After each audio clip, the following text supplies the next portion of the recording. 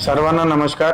अहिल्यानगर सिटीमध्ये शुक्रवारी एक घटना घडला होता. त्यामध्ये धीरज परदेशी काल 2 वाजे सुमारास ते मयत झालेला आहे.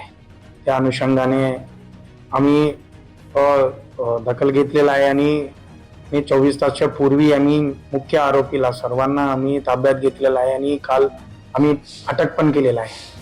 तदनंतर जे फॅमिलीच्या रिक्वेस्टनुसार त्यांच्या पोस्टमॉर्टम आम्ही छत्रपती संभाजीनगरला आम्ही पाठवलेला आहे काल, आणि आता त्यांच्या पोस्टमॉर्टम पण सुरू झालेले आहे.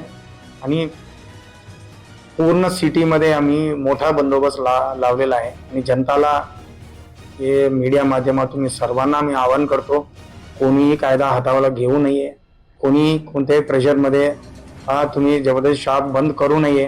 कोणी तुम्हाला त्रास देत असेल तर लगेच तुम्ही डायल 112ला संपर्क करा, नाहीतर ठिकठिकाणी आमचा बंदोबस्त लावलेला आहे, त्यांना पण तुम्ही संपर्क करा. लोकल ठाणेदार पण संपर्क करा.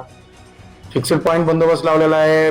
2 व्हीलर पेट्रोलिंग, 4 व्हीलर पेट्रोलिंग आणि SRP आता 3 कंपनी शहरामध्ये आहे. तो पूर्णपणे आमचा मोठा बंदोबस्त लावलेला आहे. फक्त जनताला मी आवाहन करतो, तुमच्यासाठी आम्ही हे बंदोबस्त नेमलेला आहे. कोणाला दबावामध्ये काही तुम्हाला त्रास असेल तर लगेच आम्हाला कळवा, आम्ही तुमच्यासाठी आहे.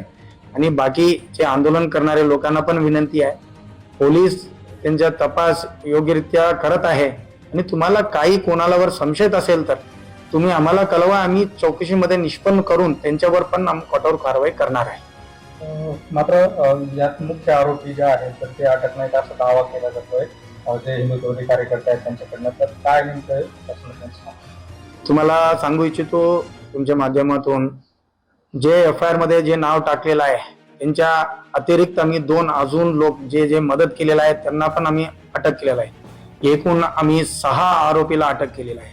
ते जे नाव दिलेलं होता FIR मध्ये त्यांना सर्वांनी आम्ही अटक केलेलं आहे. आणि जे त्याच्या मागे कोण आहे ते पण तपास सुरू झालेला आहे.